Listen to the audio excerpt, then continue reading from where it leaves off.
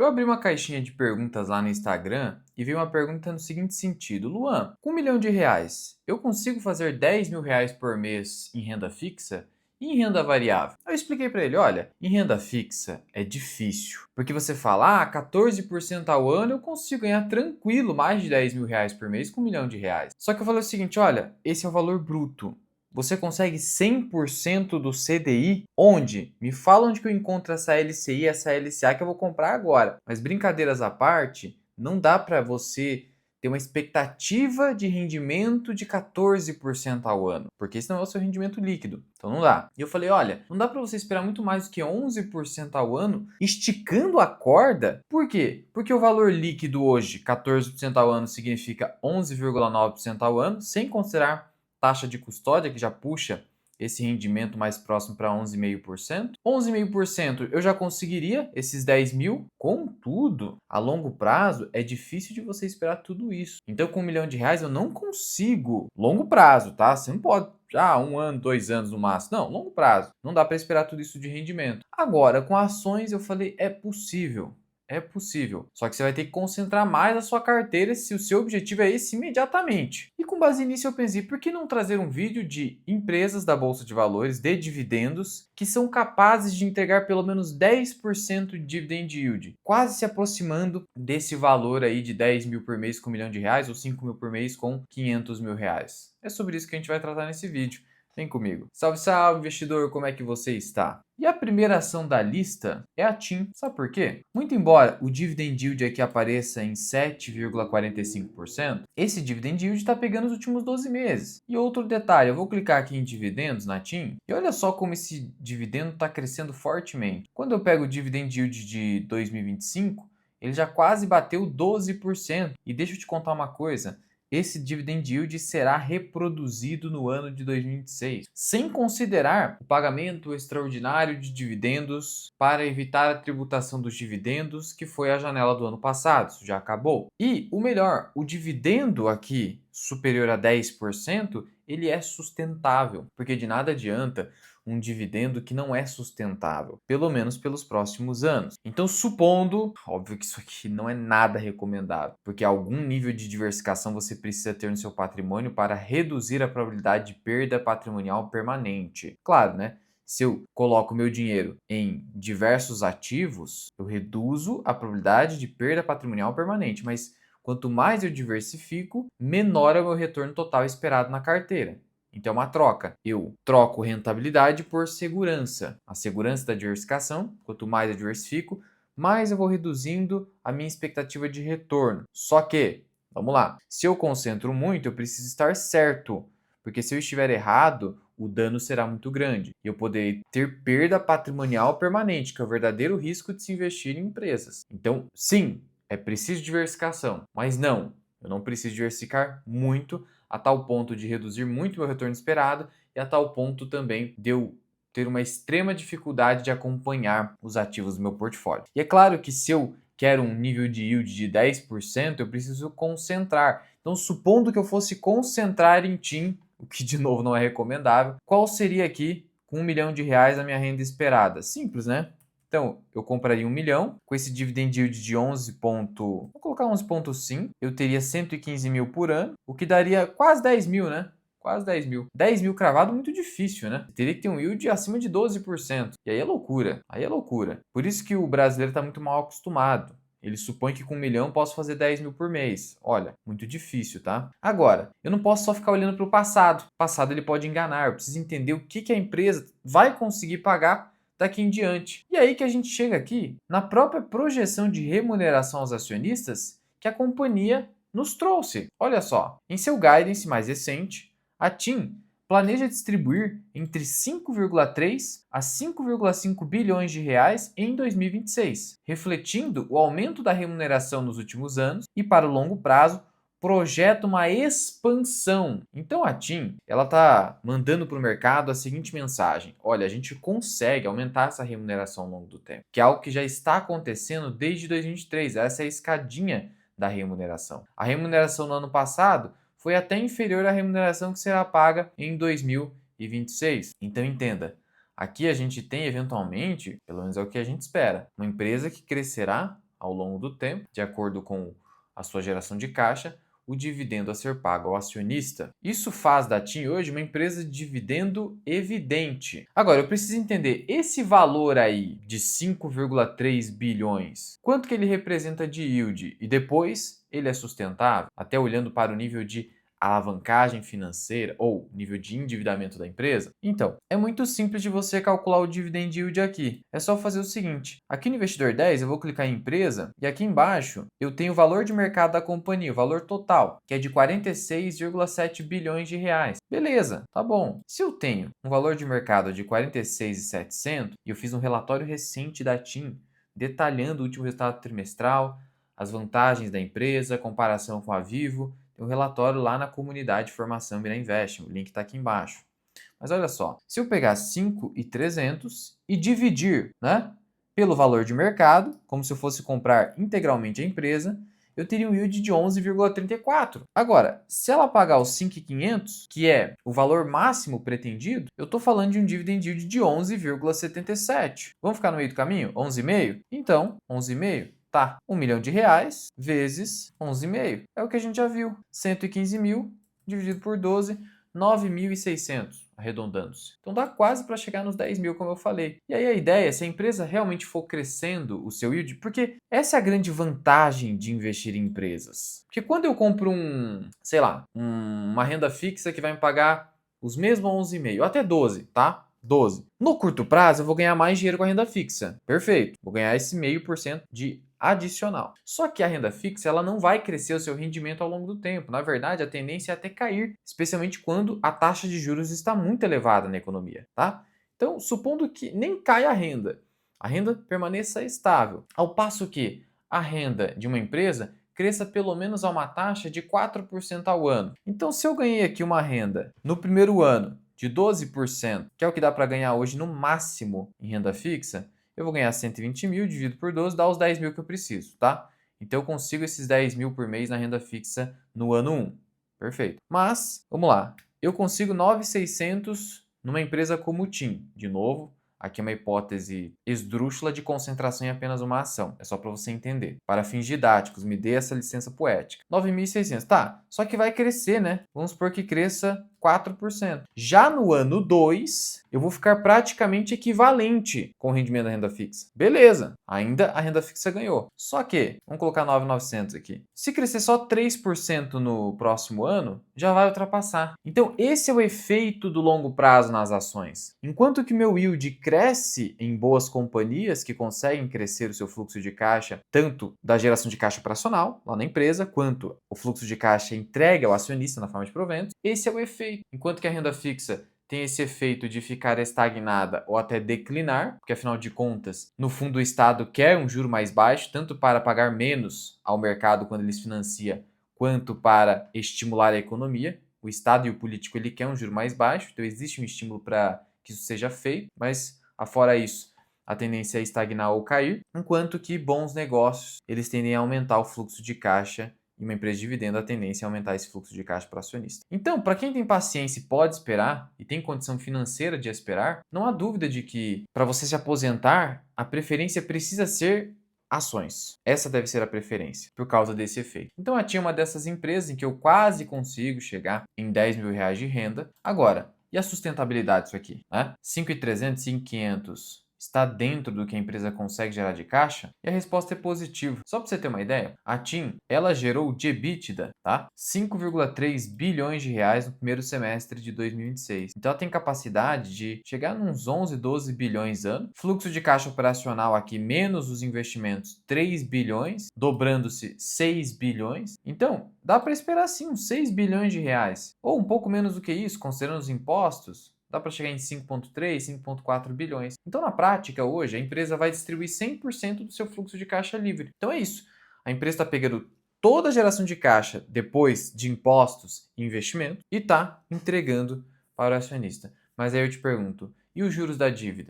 Se a dívida crescer muito, você vai ter um problema e aí a gente tem uma expectativa de redução desses proventos. Mas hoje o endividamento da TIM está controlado, como eu mostrei no relatório. De novo, te convido a conhecer a comunidade FMI. Ou se você quer apenas os vídeos exclusivos para membros, é só clicar aqui embaixo no botão de Seja Membro. E aí, vamos supor que você queira uma renda como essa e tenha 500 mil reais para investir em ações. Ou que você tem 1 milhão, aí você coloca 50% em renda fixa, né? Você garante ali 5 mil por mês hoje em renda fixa. E aqui do outro lado você pega 500 mil. É só você mudar a escala, tá? Não vai me xingar aqui nos comentários. Ah, é muito dinheiro. Eu sei que é muito dinheiro. Só mudar a escala. É porque eu peguei essa pergunta lá do Instagram. Mas supondo aqui, 500 mil. Aí eu coloquei aqui 5 ações nesse vídeo. Então você, teoricamente, separaria 20% desse montante, 100 mil reais para TIM, que te daria, portanto, 11,5% de yield, te daria 11.500 por ano, o que daria R$ 958 reais mensalizado. A empresa não paga mensalmente. Então, essa é a expectativa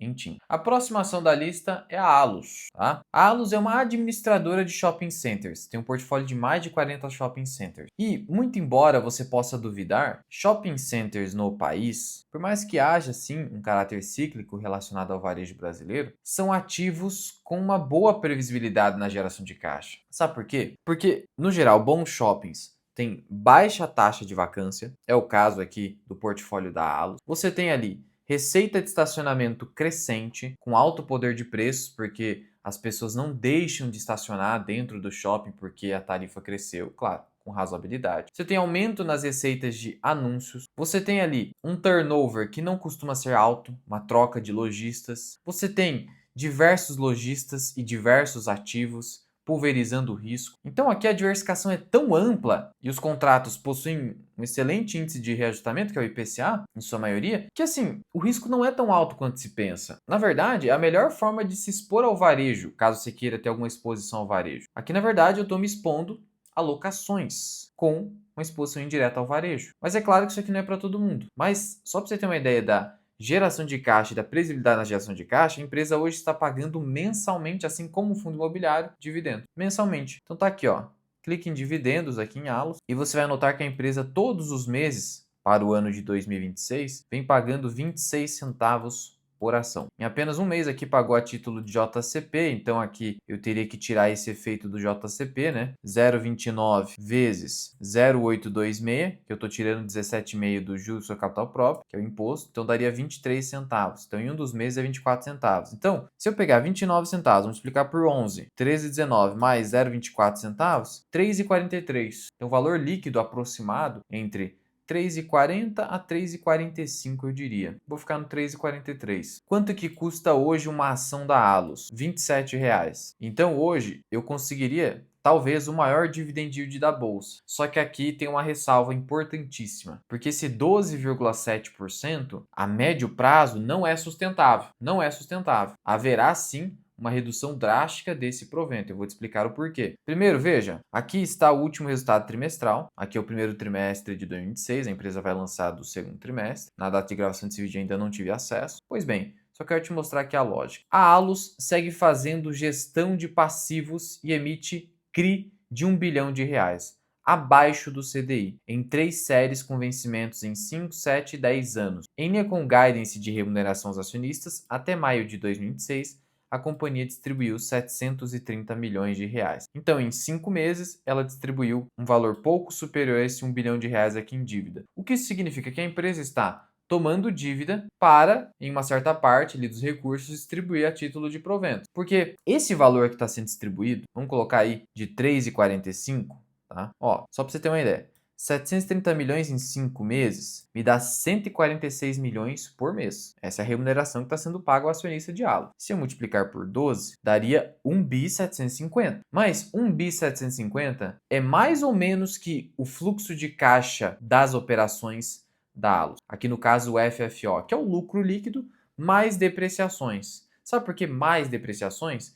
Porque a depreciação no caso de shopping center, você pode desconsiderar. Por que você pode desconsiderar? Porque os imóveis raramente perdem valor de mercado. Então a depreciação dos imóveis, que são os ativos de uma administradora de shoppings, é uma ficção contábil. Então por isso que a gente olha e o mercado olha para o FFO, que é o fluxo de caixa operacional. Mas esse fluxo aqui chegará a 1.750 que aí seria o 100% de FFO, algo similar ao que está fazendo a TIM. E a resposta é não. Nas minhas contas, dificilmente a gente vai ultrapassar 1.450 em halos, de tal modo que pelo menos uns 300 milhões está vindo de dívida, de endividamento. E os investimentos? A empresa está fazendo investimento? Ela não está precisando fazer investimento no momento. Então o momento da Alus é o seguinte, olha, não preciso fazer investimento e estou pegando um pouquinho de dívida mais barata, aproveitando a queda do CDI que beneficia o custo de endividamento da empresa, já que ela está ali com grande parte do seu endividamento atrelado ao CDI, então isso beneficia. Então os 300 milhões aqui tá vindo de dívida mais barata. Pô, mas isso aí a longo prazo não dá para fazer. É, isso é verdade. Então a gente pode esperar no mínimo no futuro uma redução aí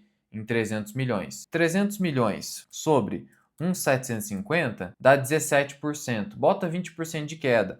Então eu tenho 343 vezes 80%. Então no mínimo, aqui eu estou falando mínimo, tá? Que a gente pode esperar de queda, eu diria para os próximos 2 ou 3 anos, é o dividendo por ação de Allos cair para 2,74 ou 2,70. Sempre com margem de segurança. Mas ainda seria um dividendo espetacular, porque se eu comprar 27, eu estou falando de 10% de yield. Só que esse aqui é um cenário otimista. Um cenário bem mais conservador, esse yield cairia mais próximo para R$2. E aí a 27 me daria um yield de 7,4%. É isso que eu espero. 7, 8 estourando. Vai depender de como vai ser a necessidade de investimento da empresa no futuro. Mas essa aqui é a verdade. Ainda assim, para quem quer assegurar uma renda maior agora, tá aí uma empresa que nesse momento é a maior pagadora de dividendo da bolsa. E dando sequência, a gente teria a BB Seguridade, que inclusive é a maior posição da minha carteira de ações. Onde que você acompanha? E estou bem concentrado, inclusive, porque ela subiu aí bem nesses últimos dias. Se acompanha na área de membros, tanto membros da comunidade FMI,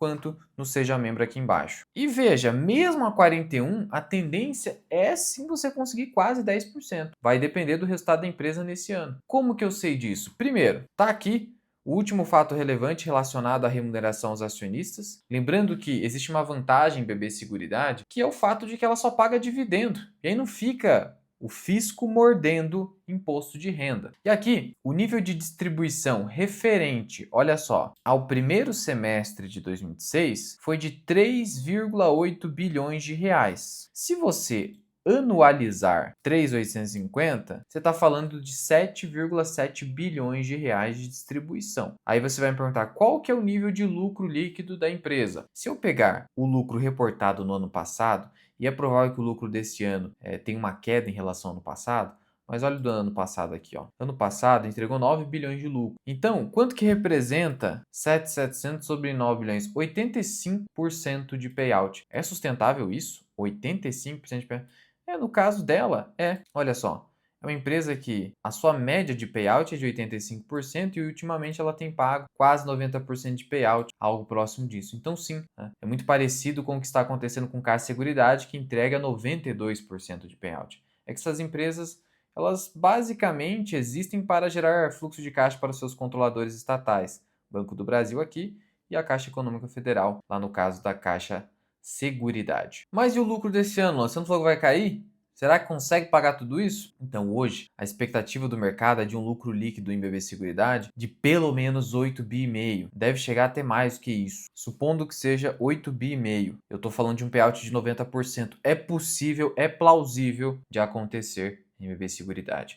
E quanto que 7.700 representa do valor de mercado da empresa? Vamos aqui no valor de mercado, que está em 80 bilhões, tá? 80 bilhões. Isso representa 9,6% de yield. De tal modo que se a empresa distribuir ou chegar num lucro de 8.800, entregar um payout de 90%, ela chegaria a 7.900 de distribuição sobre esse valor de mercado aí atual. A gente teria quase 10% de yield em pagamento semestral. Então aqui na BB Seguridade dá para você esperar um dividend yield de pelo menos 9,5% mesmo a R$ 41 a cotação. É um preço que eu compraria hoje com muita cautela. Eu não compraria nesses preços, na verdade. Para pequenos aportes, até daria, mas dá para esperar porque a BB Seguridade tem várias situações aí que entregam uma oportunidade de alocação. Mas está aí outro ativo que, mesmo a R$ 41, para fins de diversificação numa carteira, eu conseguiria um yield que me daria quase 10 mil por mês, né? Se eu fosse colocar 1 milhão no total, mas você entendeu a lógica, vou ficar repetindo aqui para não ser prolixo. A próxima ação é a Itaúsa. mas aqui com ressalvas. A gente precisa ir com calma aqui, mas só para você entender de onde que poderia vir um yield desse tamanho. Antes, apenas para recapitular, a maior parte do resultado da Itaúsa vem do Itaú. Isso todo mundo sabe, mais de 90% do resultado vem do Itaú.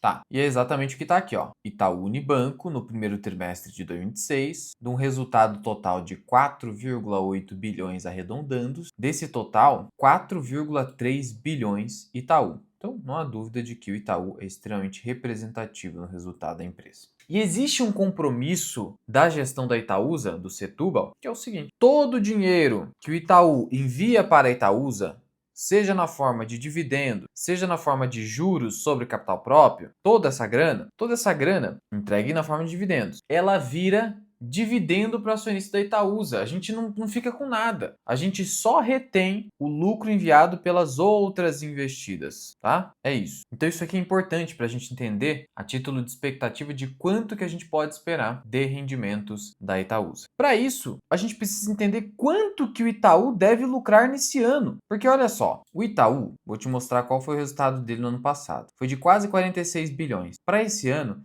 deve alcançar 48 bilhões de reais. 48 bilhões de reais. Tá. 48 dividido por 4 trimestres dá 12 bilhões. Foi mais ou menos esse o valor do primeiro tri. Se eu multiplicar isso aqui por 35%, dá 4,2 bilhões de reais. Foi quase o valor aqui, ó, de 4,3. Então, na verdade, ó, 12 vezes 36%, dá exatamente esse valor. Então, só aqui a gente tirou a prova real de que a participação que a Itaúsa tem no Itaú lhe dá o direito de mais ou menos 36% do resultado do Itaú. 36% do resultado do Itaú. Então, o que eu posso esperar se o Itaú entregar 48 bilhões de lucro no ano de 2026? Eu posso esperar 36% indo para a Itaúsa. Pelo menos esse seria o lucro por equivalência patrimonial. Só que disso aqui eu preciso tirar o payout, né? Porque não é 100% do lucro que o Itaú entrega. Não, o Itaú não paga esse payout, história. Quando eu clico aqui em dividendos de Itaú, ano passado foi excepcional, né? Pagou muito dividendo, entregou um yield de 12%. Só que o payout foi excepcional. Não dá para esperar esse payout, né? Seria muito otimismo. O payout foi até acima do lucro.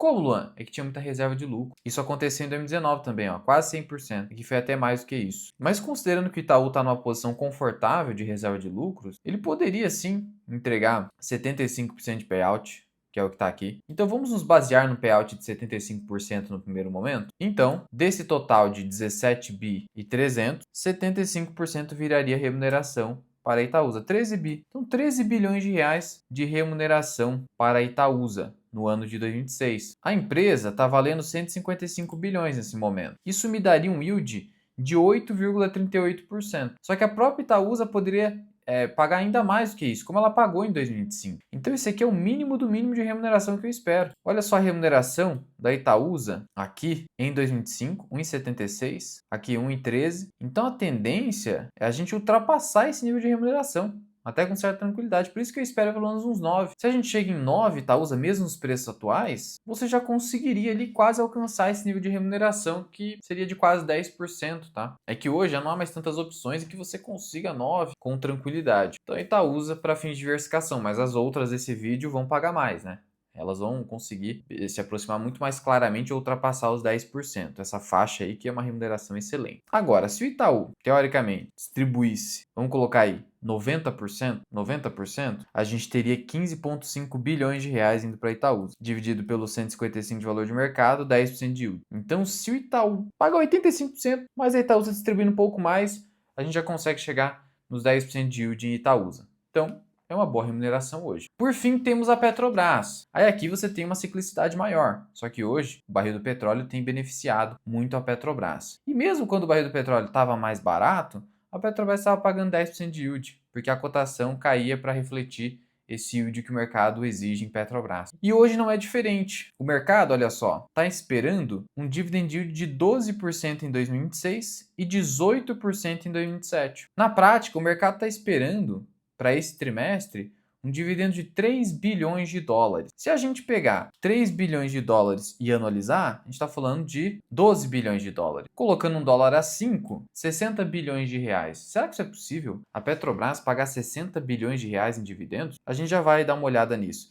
Mas supondo que pague esses 60, se eu dividir pelo atual valor de mercado da Petrobras, eu estou falando do quê? Um valor de mercado de 601, daria os 10%. E o mercado está mais otimista, esperando 12, né? Mas eu acho que esse aqui é um nível de remuneração mais pé no chão para se esperar em Petrobras. Mas de onde que viria, né? E eu coloquei aqui dólar a 5, o dólar deve ficar em 5,10, então vai bater. Mas da onde que a gente chegaria a esse 60 bi? Né? Como que a empresa pagaria 60 bilhões? Então, vamos lembrar que a política de remuneração da Petrobras é de 45% do fluxo de caixa livre. É a remuneração mínima, que ela hoje tem plenas condições de pagar, especialmente com o petróleo lá nas alturas e endividamento mais controlado. Então eu preciso entender qual pode ser o fluxo de caixa livre da Petrobras e a partir disso pensar em 45%.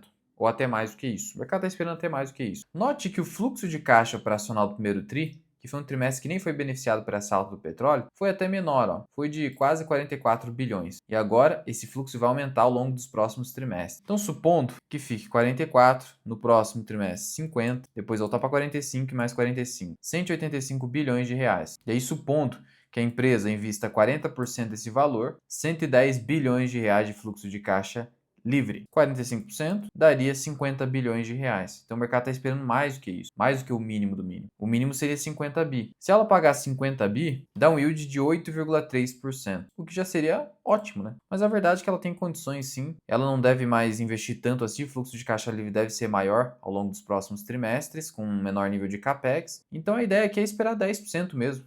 Tá? Mesmo nos preços atuais. Agora, questão de preço, né? Quem comprou a 35, mesmo se pagar 50, né? Comprou Petrobras aí abaixo de 500 bilhões, a 480 bilhões. 50 dividido por 480, comprou um yield de quase 10,5%. Olha a importância de acompanhar o preço para os seus aportes. Então veja que seria bastante plausível conseguir uma renda próxima a 10% numa carteira de ações, pegando-se as empresas que podem distribuir um maior nível de remuneração hoje. Só que eu iria concentrar minha carteira em apenas 5 ativos, o que não é recomendável. Então você precisa aceitar um nível de renda inferior e esperar uma renda maior ao longo do tempo, porque, como eu disse, boas empresas aumentam o seu nível de renda ao longo do tempo. É por isso que a gente investe em ações. Senão eu olharia para a renda fixa de curto prazo e quase nada é capaz de bater. Quase nada é capaz de bater. Mas eu preciso ter uma visão de longo prazo com os meus investimentos, porque senão daqui 10 anos eu vou acabar me arrependendo da decisão que eu estou tomando hoje. Então, mesmo se eu estivesse montando uma carteira de renda hoje, eu diversificaria mais, em pelo menos 8 a 10 ações, pelo menos, a fim de você reduzir o seu risco de perda patrimonial permanente. Até porque, como eu falei, a Allos pode reduzir o nível de remuneração, o petróleo caindo pode reduzir o nível de remuneração da Petrobras ou a ação cair para acompanhar esse movimento. Então são riscos importantes, que aí se eu concentrar demais eu vou ficar sujeito a esses riscos. Mas aqui é para você ter uma ideia do que seria possível de ser feito com essas ações. Qualquer dúvida ou sugestão, só comentar aqui embaixo. Fui!